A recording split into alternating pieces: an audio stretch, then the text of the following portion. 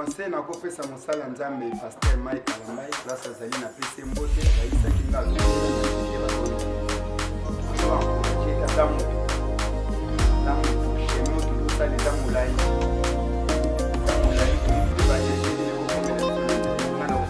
courage que na makamo ekomi alembate alukate le nzambe soki eza telefone na confiance na vocation kama bebe tika boye na na pote na ile kwa baba na sio la dégage na kati oyo kanga boko na distraction te yo mutozo linga mupagano lingo tika makambo kilo kibela nzambe mbona kama makambo te ya kibela nzambe soki ne raso sambe na kipa pase mo ndi ko tena usambe to ko ra kana na pase mai kana ko ko to ko ra kana be kristo so teza ko ta pase Marcelo ko ta pase mutombo ko ta nani ko continue ko kwa zala pide na pase zala pide na Yesu no zala pide ni ko na na distraction te na siabe ko aligner puissance mondiale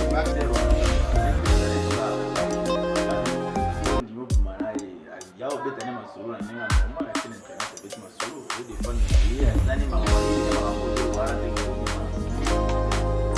hata sio kiasi la katika na basi stay tena haya za masaba ninga baina la ndia aseme kini balandi babokio ba belle famille balandi kamo ekoloba malisi kutenza soki d'avant ya diable ekoloba malisi ko perde amo ko tena repete ko perde amo ko tena ba panga ba bozoke la nzambe pe za ba fanya diable bana nzambe prete ba kosa na prete za ba. Merci mingi na bandeko ya Lydia Lidena TV obo mesana kolanda émission na bino tolobela mboka ya lelo eza bongo toke na niveau ya tozaka na niveau politique te ya musique te toye bongo toyambeli bino pasteur moko azali apôtre na église tabernacle à mission oui tabernacle à mission eza bongo na Masina na avenue Lubwa na quartier Sifoko avenue Lubwa numéro 8 na Masina bongo eza bongo toye koluke vraiment par rapport ya makambo zo leka na mboka na biso na makambo etali ba pasteur pe na makambo etali ba chantre na makambo ndeka réalité zo leka na mokili na biso lelo par rapport à mosala nzambe on toye ko ya bela bino pasteur Jérémy pour expliquer biso yé aza mieux placé pour expliquer ce makambo wana mbote papa. Oui mbote tomoni yo lelo na toyambi yo l'émission na biso lokola apôtre na kati ya ba ministère au nzamba kabola apôtre za likolo to ezaka ndenge mona ba pasteur ba prophète na ba docteur. Non, na pasteur na docteur na apôtre na évangéliste biso nyonso tozaka na ministère moko mutaliki muninga zate mutazape likolo muninga zate to na 5 ministères mutu na mutazana na ba fonction na e azo jouer mais mutaliki muninga zate.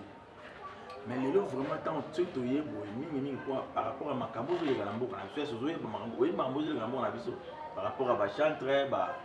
pasteur zo leka na mboka na biso yeba ngo bon makambo zo leka na mboka na biso na za pena information nango bien te mais bino ndi beaucoup informer biso soki za makambo nini biso to koyana les lots za na organisation ba benga na majabu o frère Mike atanya ambassadeur ngo yo komona ba vidéo moko e circuler na internet par rapport ya makambo ya mwasi moko boye aza mwasi ya mokolo majabu tomoni ya filmaki frère Mike alali na mbetu na ye et puis aotambola ba partie ba vidéo ezaka mo ebele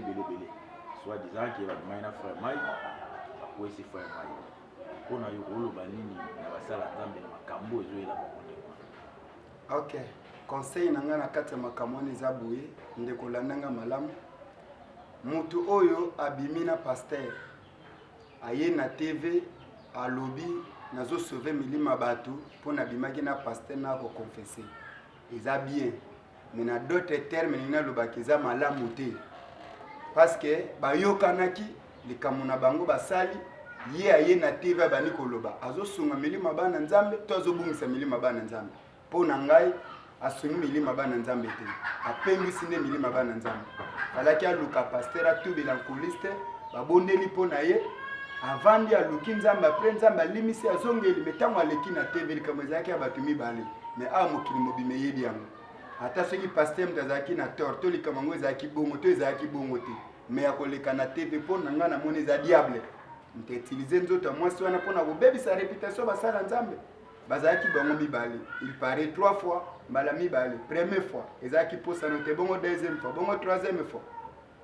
otango banaye kosala makambo wana balingaki aboyaki te mpo na nini ye moto aza mwasi ya bato na apuye pasteur teke pasteur asali malamu mais komona moto asali likama boye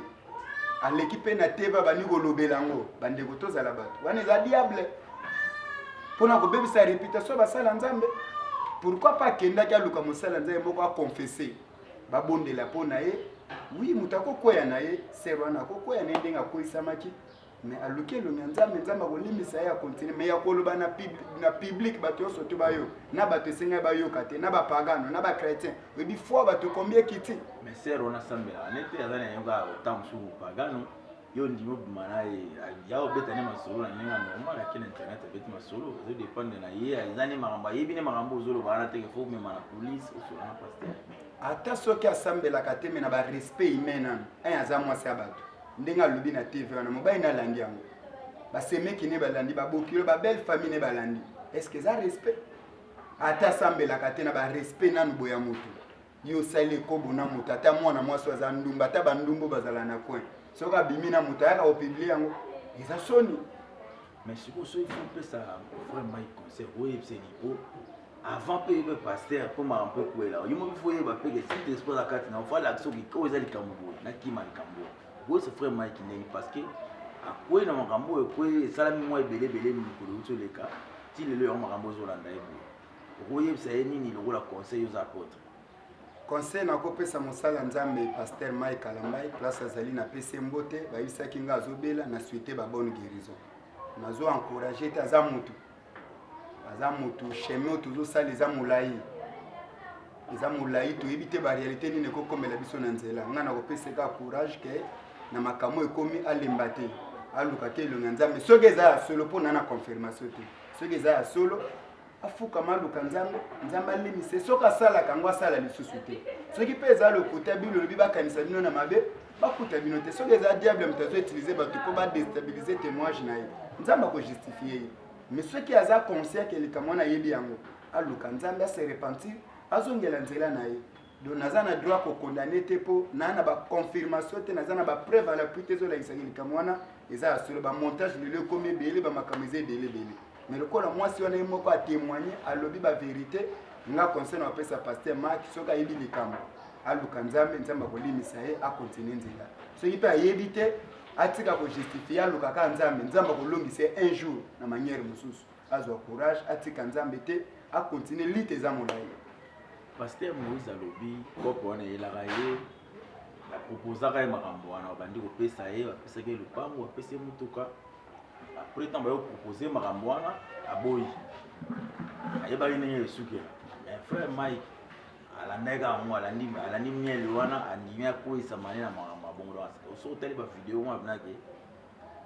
ye moko asala yango aname conscience eloko nini ekosalaki partenaire moko ayeli yo liboso apropose eloko moko boye mais ayebisi yo na makambo ke bokobima boye okima ngo vraiment eloko nini ekosala kokima po soki toyebi saint esprit alobi elo bango mpe saint esprit ezali eloko nini ekoyisaka bango na pete nde wana ndeko na kati ya barelation nyonso tu tokoki koevite nzambe te koevite nzambe eza nano mopanzi eloko ezosala shiti na biso basala nzambe tozomona moto ayeka na mbongo toambrase pene na biso saint esprit bainvitaki ete eza lokola nzambe ke na tie nano nzambe mopanzi na likambo nzambe arevelaka nyonso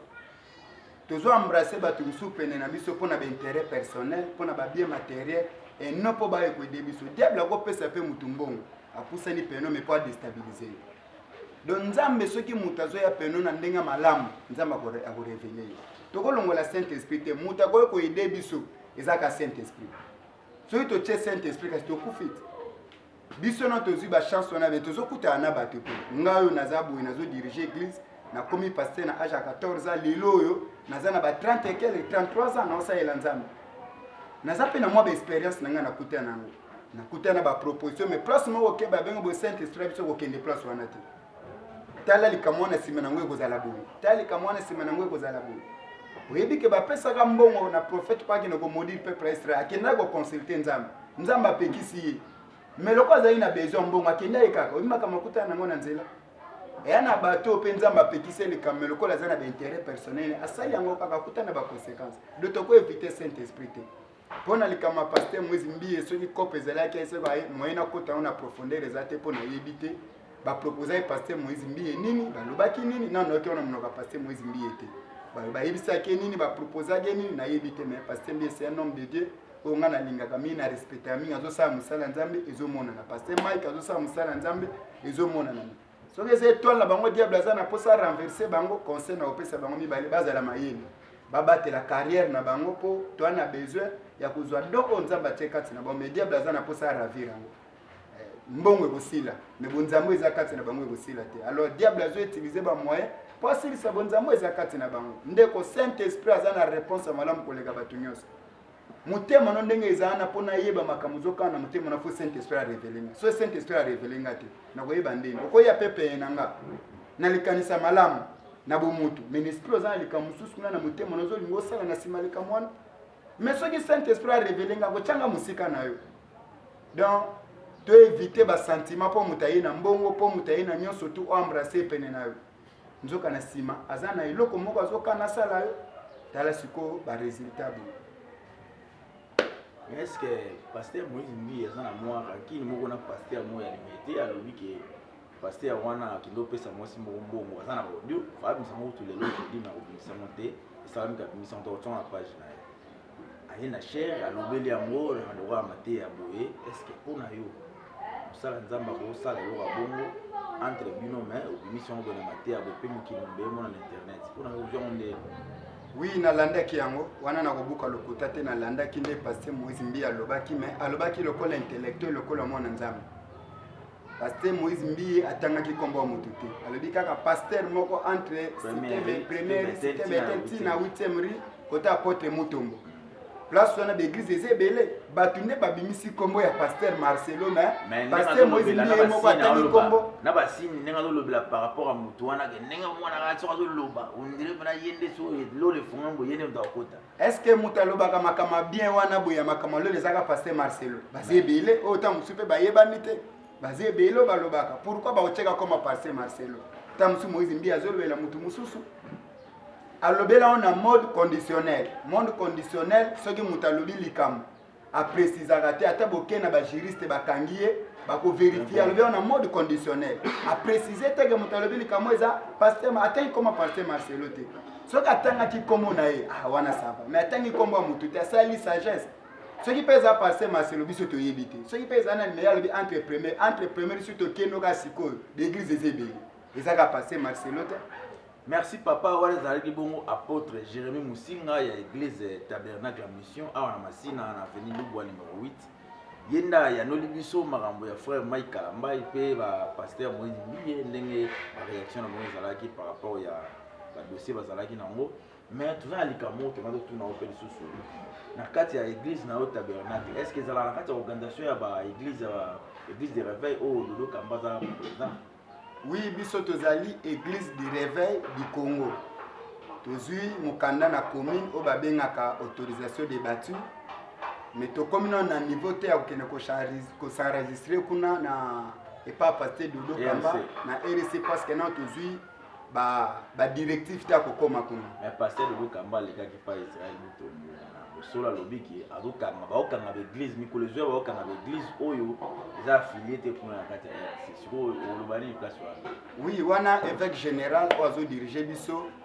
na pesi na nombote place évêque général azali wana papa na biso mutakoboya zate mutakolongolea zate akozala wana mais na sepelaki na mandat moko taoleka passer Soni Kafuta tango bapesi mobeko pona makanga ba cash ni passer Soni Kafuta alobaki likambo moko papa wana jour na kokuta ne funa fuka ma prier pona nga a défendaki église de réveil abi ba soda ba ko kota na kati église te po ba kene ko contrôler église eza lieu moko eza sacré abeta ki c'était le kola mais ça peut bato saki pasteur évêque général a koti sika azali évêque na biso so diriger biso il faut défendre l'église na biso babanda lokola biso to bandi boy po ba koma na niveau ba komi wana ceux qui bakangi église na biso lelo milima bato ezanga nazo diriger plus de 300 personnes ou ba pagano bandimeli nzambe balongwe na mokili biso tozo autorisation na commune tito bunda to koma na niveau na ba orienter biso ndeke to pesi bango boye ba ya place terre ba ko sa enregistrer po ba koma en norme ke ba kangi biso ba kangi ba mpate o biso to gagner ba bongo limitema ba okende wapi mais qui pastoral lelo na Congo papa la nanga na biso malamu qui pastoral lelo mutamune na zate mutamukolo zate sauf nde tozo respecter ba hiérarchie ba bato ba bani liboso na biso makamba sale biso na to sale yango te mais nina yebiso eloko moko eza na makamsu nzamba sale ka biso awo mutozo benga ta mususu grand ta mususu nzamba utiliser ete eloko langa bongo mais le quoi toza na ghetto église eza muke toyebani te eyebana pe eza te kozala na mosala nzambe eza moto azona nu vocation eza na nu théologie te po bato baza na erreur wana mingi ke mutu soki abengami epa nzambe fo asala théologie eza toke kobakisa connaissance il faut moto azala na vocation nzambe abeneti nga boye nazwi vocation baconsacre nga na age ya moke naza apotre na dirige milima bato natikali kosala dégâts te na kati ya ministère papa na nga molimo azali azolandela nga nazosala mosala kitoko na contre na bampaka bazofelicite nga olegisa micro moko mosusu ato kamera nokokuta bapapa nga nazodirige bazorespecte makambo nazo mpe bazomona loboko ya nzambe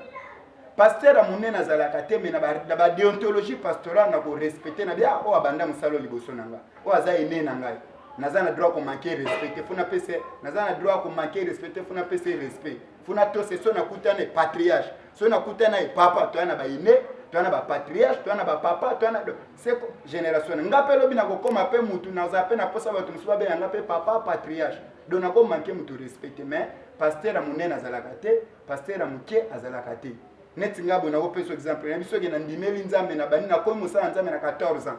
lelo naa na 33 ans age eza na mutu mosusu ta mosusu akomi paster na 30 ans menga ava 30 ans naza na ya paster zingane sikoyo na sa mpo naza na age ya moke mutu aza mwana moke mais par rapport à ministère ta mosusu naleki bato mosusu mpe na expérience na bandi kodirige église na age ya moke ti lelo natikali kosala dégâts moko te nalingi naloba boye journaliste basunga biso évêque général na biso pasteur Dodo Kamba asunga biso ndenge toza boye tokomi na niveau na bango te bakoki koloba te ke biso tokokanga baeglise nyonso tu na telemeli ete wana papa na biso évêque na biso nazo respecter mais place wana asunga biso ndenge génération ni kafuta asungaki biso batindi basoda habité basoda bakota na église te c'est ça père adefendaka na zoba na mayele na mutu nyonso to azo défendre siko biso oyo soki tokangi église lelo vocation na biso ebeba l'état kutune falaki azwa décision mais l'état nana bimisi likanisi na te mais papa oyo biso azo diriger biso alabi fo bakanga baeglise siko milima bato toganye tobwaka bango bakende wapi na limete bakende wapi na baeglise mosusu biso tokoki kokamba bato te po tozangi mokana baoriente biso ndeke boya place tel boya place tel boya place tel tala mpona korespecte banorme bacritère bokota na place tel bokota na place tel badroit eza boye eza boye eza boye eza boye tokobunda tosali yango badifficulté nini bokutana nango awa secteur ondenge otala église badifficulté tokutana yango eza kaka eza na bato mosusu bakocroire na yo eza na bato mosusu bakocroire na yo te eza na bato mosusu bakosepelano eza na bato mosusu bakosepelano te eza na bato mosusu baatalo na mosika baapeso nanu temps asepelano na mosika me akomaka te eza mpe na bato mosusu bazotyelo bitumba me bitumba na tobanga yango tomona mosusu baaventire mutu ya kofinga ezalaka kofélicité ezalaka donc mutu na mutu aza na point de vue mais oyo biso ezali na bato bafinga biso na bato basepela na biso bango nyonso bato na biso mutu mosusu akofinga lelo bi akokoma mondimi na église na yo mutu mosusu mpe abetelo maboko lelo bi akokoma nguna na yo donc toyinaka bato te mutu nyonso aza mpo na biso tous les difficultés tokutana nango lokola nzambe mutu atinda biso na mabele ye moko akobana kozala liboso mpona kobundela biso bitumba na Charles Gata na Paris na pesi yo mbote Raisaka Chama mokusi ya talo Didé Moutelesi na Belgique Eric Teba na Hollande na pesi yo mbote siko ozali Pesha Matondo na Londres Gisèle Mozinga na États-Unis na pesi yo mbote bosabone belé na chaîne Lydia Lidiana TV la chaîne na bino oyo bwana ozwa information nyonso oyo makambo eleka na RDC pasteur au 2022 baprojet nini oza nango ya venir mpona église na Bernard baprojet avenir soki na lobi neti na nga boye nanu eza mwa pasi nayina bano na projet oyo ezali mokolo mosali eza nzambe nga naza kaka directeur général na kati ya entreprise moko songolo mpaka la tabernacle mpo oyebi ke évangile eza compagnie monene oyo PDG nango eza nzambe ye moko biso to ba directeur général banani bon nzambe PDG ye moko apesa nga message ya bia no eza année ya récolte mpona bana tabernacle mpona mokili mobima te me mpona bana tabernacle nazokamba bakobuka bakozwa mais soki batambo oyo nakobanga ye barespecte baprincipe bakozwa mais nga en tant que humain nakotisa ye mpe projet na nga na maboko ya PDG na nga nayebisaki PDG na nga année oyo naa na posa tosomba lopango église année oyo tokokisa banorme nyonso to ya leta bamakama mikanda banyonso to année oyo tosala bacampagne évangélisation ya minene mpo milima bato ebika na terrain oyebi campagne touta kosala ndenge nzambe abikisaki milima bato bon année oyo naa na posa nasala yango 4-5 mpo milima bato ebika mais nyonso to wana ezosenga kaka mbongo évangile eza gratuit mais évangélisation ezosenga mbongo mais lokola ye moko PDG azali aofinanse biso mpo tosala baprojet wana ekokisama na bamarche de santé na baprépare mpona bajeune na toloba likamwa neti jeune lokola nga boye bajeune baye église ebele bazotika bamasanga bazotika bamakaya bazotika babombe bandimeli nzambe ifo moto aza nano na vocation nzambe abengeti nga boye nazwi vocation baconsacre nga na age ya moke naza apotre na dirige milima bato natikali kosala dega te na kati ya ministère papa na nga molimo azali azolandela nga nazosala mosala kitoko na konte na bampaka bazofelicite nga olekisa mikolo moko mosusu ato kamera nokokuta bapapa nga nazodirige bazorespecte makambo nazo mpe bazomona loboko ya nzambe paster amonene azalaka te me na badéontologie pastorale na korespecte na bia oyo abanda mosala liboso na nga oyo aza ene na ngai naza na droit komanke respecte funa pese naza na droit komanke respecte funa pese respect funa tose so nakutana patriarche so nakutana epapa toya na baine toya na bapatriarche toya na bapapa toya na seko génération nga mpe lobi nakokoma mpe mutu naza mpe naposa bato mosusu babenganga mpe papa patriarche do nakomanke mutu respecte mais paster amonene azalaka te paster amoke azalaka te neti nga boye nakopesa exemple na biso okenda ndimeli nzambe na bani nakomi mosala nzambe na 14 ans lelo naa na 33 ans age eza na motu mosusu ta mosusu akomi paster na 30 ans menga ava 30 ans nazaka ya paster nga ne sikoyo nde nasala mpo naza na age ya moke motu aza mwana moke mais par rapport à ministère ta mosusu naleki bato mosusu mpe na expérience na bandi kodirige église na age ya moke ti lelo natikali kosala dega moko te nalingi naloba boye journaliste basunga biso évêque général na biso pasteur Dodo Kamba asunga biso ndenge toza boye tokomi na niveau na bango te bakoyo koloba te ke biso tokokanga baeglise nyonso tu na telemeli ete wana papa na biso évêque na biso nazo respecte mais place wana asunga biso ndenge génération ni kafuta asungaki biso batindi basoda abite basoda bakokota na église te c'est ça père adefandaka na zoba na mayele na mutu nyonso tu azodefendre siko biso oyo soki tokangi église lelo vocation na biso ebeba l'état kutu ne falaki azwa décision mais l'état non abimisi likanisi wana te mais papa oyo ya biso azodirige biso alabi fo bakanga baeglise siko milima bato toganye tobwaka bango bakende wapi na limete bakende wapi na baeglise mosusu biso tokoki kokamba bato te mpo tozangi mokana baoriente biso ndeke boya place tel boya place tel boya place tel tala mpona korespecte banorme bacritère bokota na place tel bokota na place tel badro eza boye eza boye eza boye eza boye tokobunda tosali yango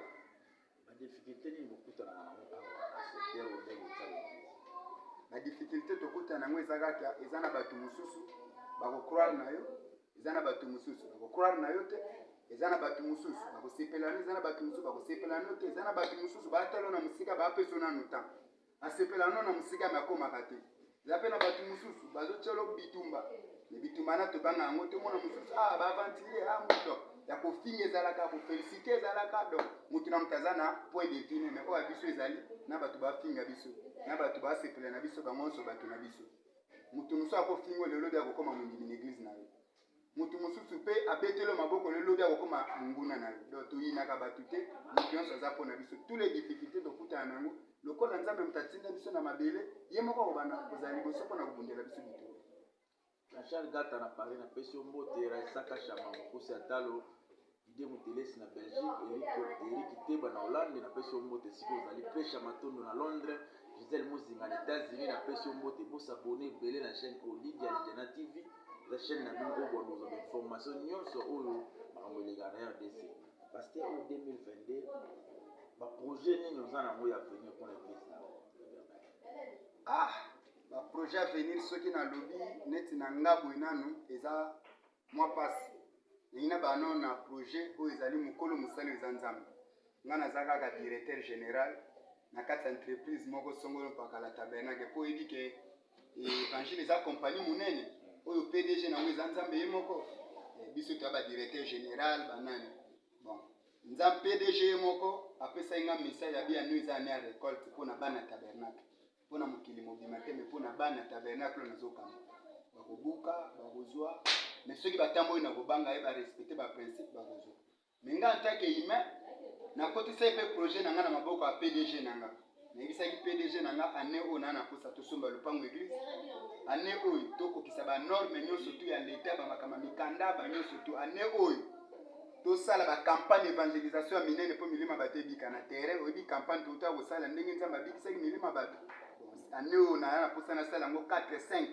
mpo milima bato ebika me nyonso tu ane ezosenga kaka mbongo évangile eza gratuit mais évangélisation ezosenga mbongo me lokola ye moko PDG azali aofinanse biso mpo tosala baprojet wana ekokisama na na bamarche de santé na baprépare mpona bajeune naotoloba likamwa neti jeune lokola nga boye bajeune baya église ebele bazotika bamasanga bazotika bamakaya bazotika babombe bandimeli nzambe siko bamonaka lobi moko boye bakati carrière na nga mpona mwa makambo moko boye mokanda moko aremplira ti te na nazobikisa milima bato ebele na mokanda wabeleki mais tout le monde a dernièrement aux âmes tout ça on une gestion fondation Gabriel maman ils ont bali sauté ba ofele opesa ba puta opesa ba maman maputa na masak na mapapa ba ofele opesa on bilamba na biloko kolia oui ça ba partenaire au bazola na monde entier wolo bana ba moni par rapport ya difficulté zo puta na mona fondation oui nzambe apesa nga vision na vandi mukomusu to samba na basala nzambe alobi na ngai nasunga baorphelin nasunga bavive me naza na mbongo te nalamuki ntongo moko boye na meki nasombeli bavive maputa nasombeli baorphelin baloso banini napesi bango deuxième tour nasombeli baorphelin lisusu troisième tour naotosala yango ka dimanche oyo ya le 13 naotokabela tous les vive maputa saki basandale napesi bango me naza nano na partenaire moko te ezala libanda mboka ezala awa na mboka na biso ezala même na intérieur ya mboka na biso nana nazwi partenaire moko te même l'église nazokamba nana nazwi partenaire moko te oyo akosunga nga mpo natya likambo wana mpenza ekende liboso na bandenge nzambe alobelaki nga me nazobunda action nde bato baomona oyo asepeli asoutenir nga porte eza ouvert oyo mpe amoni ke naopesa mbongo te naa na loso naa na masango aya tokozwa tokokomisa yango tokotambola na baorphelina tokokende na bahôpital tokoluka donc makambo ya kosala eza ebele pesa biso programme ya église na bajour ya mbaka po obolanda biso mosusu baza na kenya oya mpe kofinana biso merci na chance opesenga avant napesa bato programme église nangi na adresse na bachrétien nyonso ya mokili mobima na bachrétien nyonso ya kinshasa précisement nano ya kinshasa par rapport a barimer oyo nakopesa bino conseil moko so omoni basali ya nzambe bazobunda na bango biso bafidèle tokota makambo wana te toprie mpo na bango so omoni mosala ya nzambe akwei koseka ye te kofinga ye te kokritike ye te ye aza na pele nzambe abengi akokweya atelemi akebondela nzambe alimbisi me yo moto osekaki otikali na malédiction toprie mpo na bango tolukela bango nzambe tosambela mpo na bango ntango mosusu eza esprit ya diable ezolinga esilisa réveil na kati ya mboka na biso bakretien boyokanga bokota na distraction te yo moto ozolinga mopagano olinga otika makambo mokili ondimela nzambe kolanda makambo te eza diable ndimela nzambe zongela église place osambelaka epa paster Moïse Mbiye continue kosambela yo moto okuraraka na nzela paster Mike Kalamba okobika continue kokurara na ye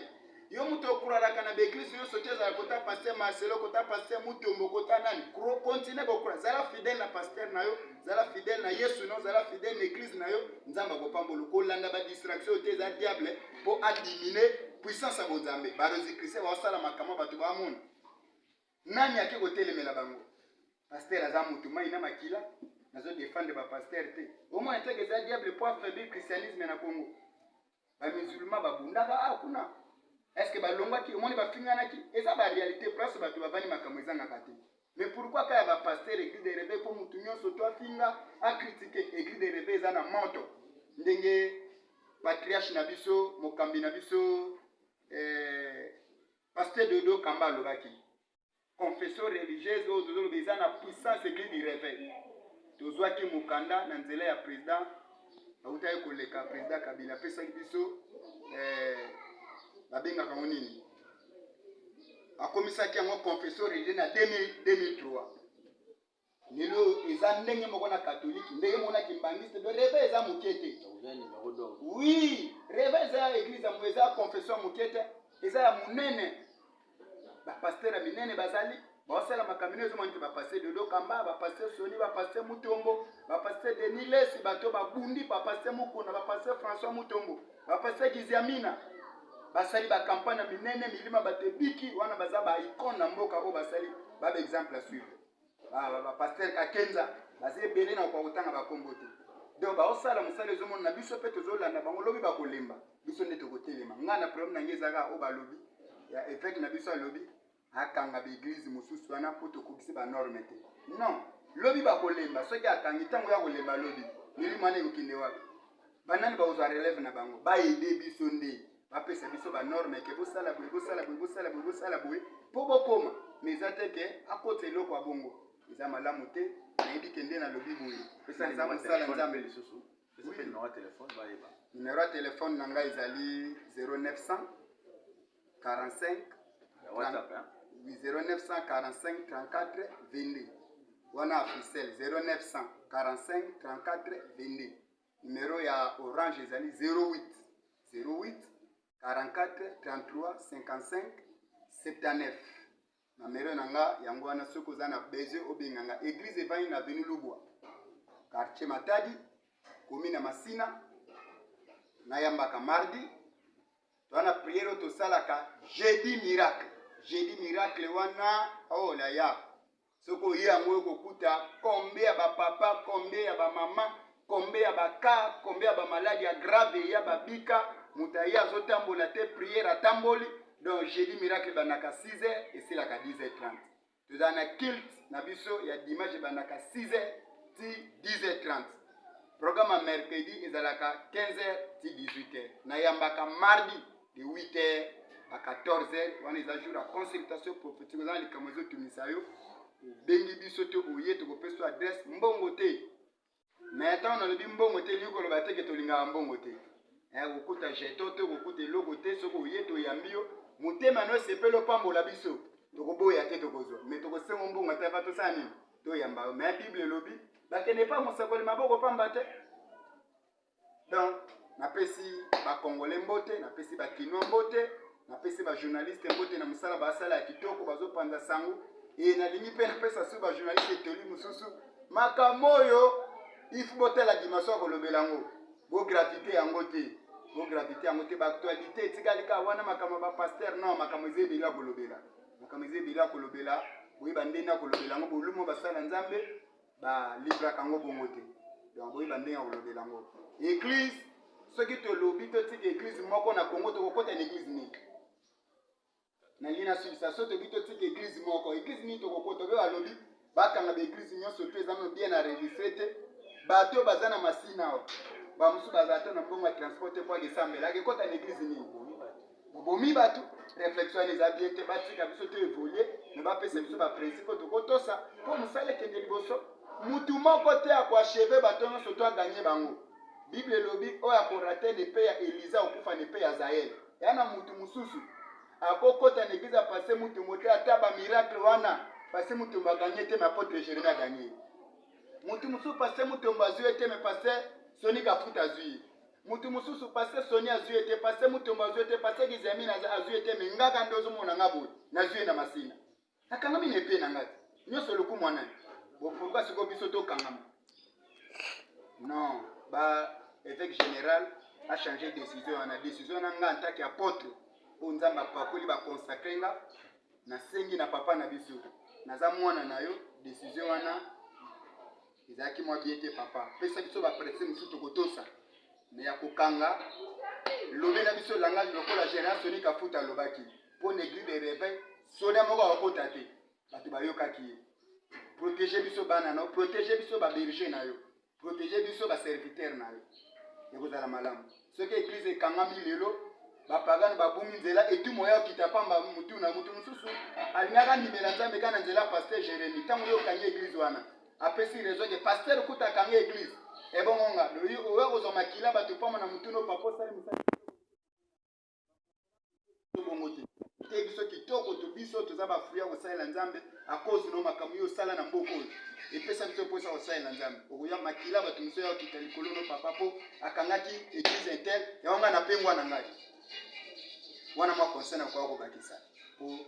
na mboka na biso mpona bapaster. Merci beaucoup, merci papa apôtre Jérémie Musinga na ndenge opesi biso temps toyambi yo mpe tosololi mwa ndete mpona makambo ozoleka na mboka na biso. Topesi bongo merci na bandimi nyonso ya tabernacle, topesi bongo merci na bakampe nyonso ya tabernacle. Bolanda émission, bosabone massivement na chaîne na bino Lidiana TV. Oza chaîne oyo bondo ozanga information te pasteur Jérémie bondo omona après une semaine bokomona émission mosusu. Après une semaine bokomona émission mosusu omona kaka kaka chaîne oyo. Actualité ebele, information ebele oyo kolobela. Bokomona na ba miracle oyo Nzambe asalaka à travers pasteur Jérémie kaka na chaîne oyo. Wana ba image ya bato babika na bambasu, bato babika na basida, bato babika na malade ndenge, bato babika na bacancer, bato babika na bacancer kaka na basi babotaka te babota kaka na église oyo tabernacle oyo. Donc tobengi bino boye ebele oyo bolanda biso partout boza na baproblème. Église tabernacle ezwami bongo na Masina soko ozwika biso ekendaki ngasana okiti otuni ezuta Sifoko okiti ti na avenue Kulumba okoti na ngambo ya Sifoko okomona otuni avenue Lubwa numéro 8 quartier Matadi okomona église ya pasteur Jérémie akosambela mpona yo koyambo acondition ezalaka te. Donc aza vraiment mpona bino nyonso tu oyo eza etonga ya Nzambe eboyaka bato te oza na makambo na yo mikumba yaka kodeposion awa Nzambe akosala mpona yo. Topesi merci na bato nyonso, topesi merci na réalisateur ya émission au Flamand Noir, topesi merci na papa Fabrice commandant taux d'avion donc alembi bavion wana mokambi chef ya sécurité l'église tabernacle azosala mosala ezomona na kitoko alembi bavion topesi tosouhaité bon guérison na frère Anderson oza mokambi na tabernacle. Topesi mbote na papa Sarif oyo azali bongo mokambi mpe na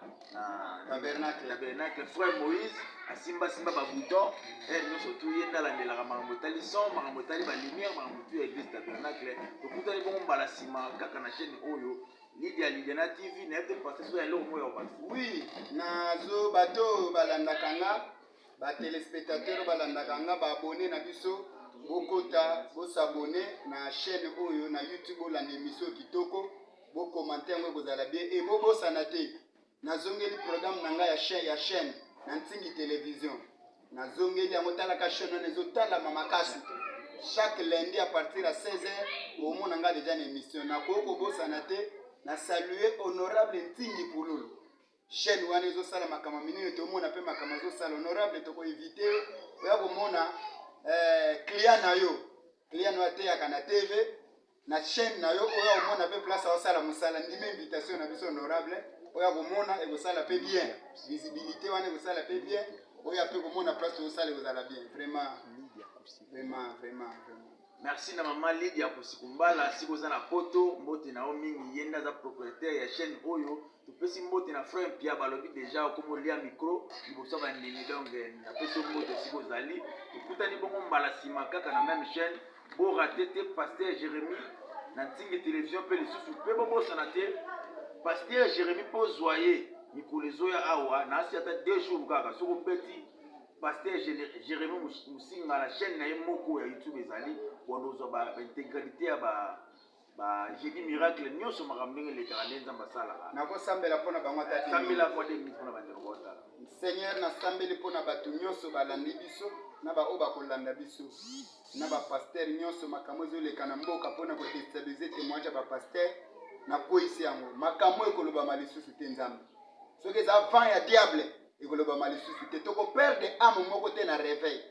toko perdre âme moko te na bapagano bakozongela Nzambe oyo eza bavent ya diable bana Nzambe plus que makambo ezosalama plus que Nzambe azopesa bango mposa koluka Nzambe batela évêque général na biso pasteur Dodo Kamba pese mayele pese sagesse akodirige biso tina suka na bakitani oyo baza penene mpona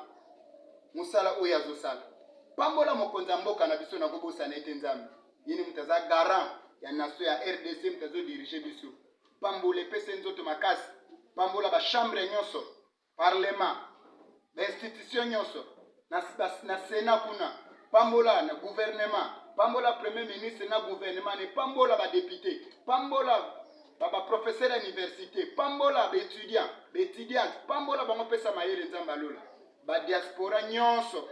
baza partout na mikili ya poto ba wapi na ba pays étranger place bazali, batela ba. Mutu nyonso na ninga azana malade, na tindele esprit ya guérison na kombo na Yesu. Nzambe abatela bino. Nzambe batela tabernacle, batela ministère qui ne musika. Merci, Nzamba pambola bino na prochain rendez-vous. Bye. Merci beaucoup. Lama, zo photo.